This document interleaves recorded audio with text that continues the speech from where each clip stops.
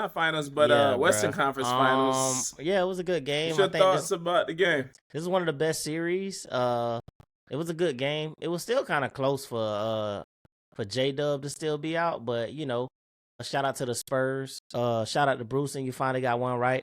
Um, so I know you couldn't wait to talk about this, but yeah, I mean, yeah, they did what they had to do, bro, and you could tell like Wemby didn't want it, on them young players, Yeah. Harper and Jit from UConn, like them boys be hooping, Them bro. boys came to play.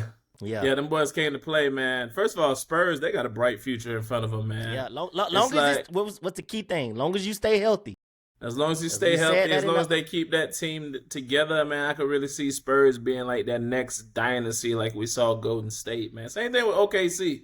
Both of them got a tremendous young team in front of them, bro. Yeah. It's like, you hear auto commentating during the game, and they say what the average age on the Spurs is like 25 years old. Yeah. With Devin Vassell being the oldest. And you know what's crazy?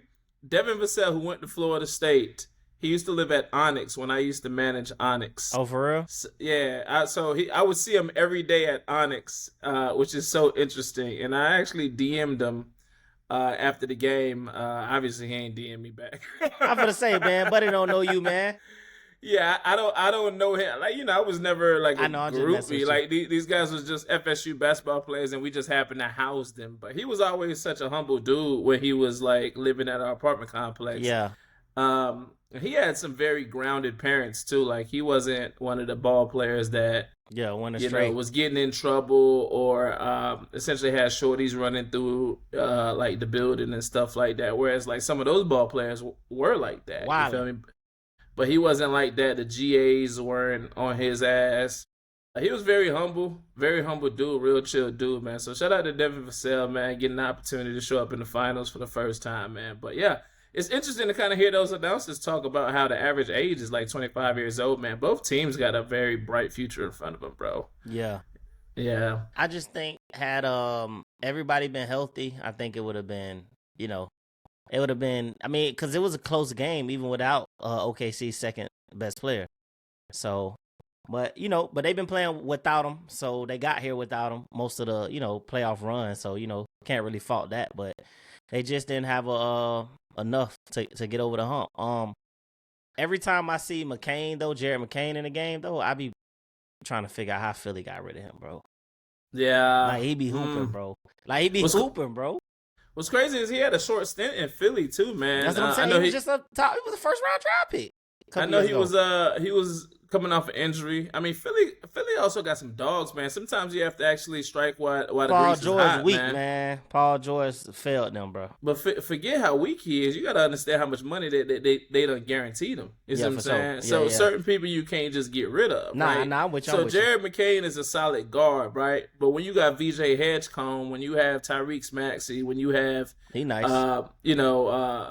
Paul George, like, you got three solid guards, right? So when you talk about like chemistry, having like a rotation that's in place amongst those three solid guards, it's like, how you gonna squeeze in somebody who just got to the team? So I get it, but at the same time, I'm with what you. What you mean? He came after, and McCain was the 16th pick in the 2024 draft.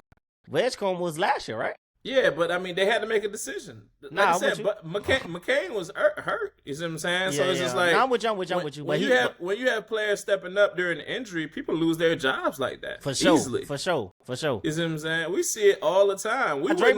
David Lee and certain people step into the role. Across all sports, man. Joe Flacco lost his job. You got to keep in mind, Flacco was coming off a Super Bowl not too long before Lamar Jackson, Ben Roethlisberger came in and turned into a, you know what I'm saying? You see what I'm saying? The most notable one, Tom Brady for Drew Bledsoe. People lose their job coming off an injury, bro. Yeah, I'm with you. So that's kind of what it was, man. But yeah, I'm with you, man. He a baller. He stepped in and gave him good minutes, man. But you could tell they missed the presence of J-Dub during that Game 7. Yeah.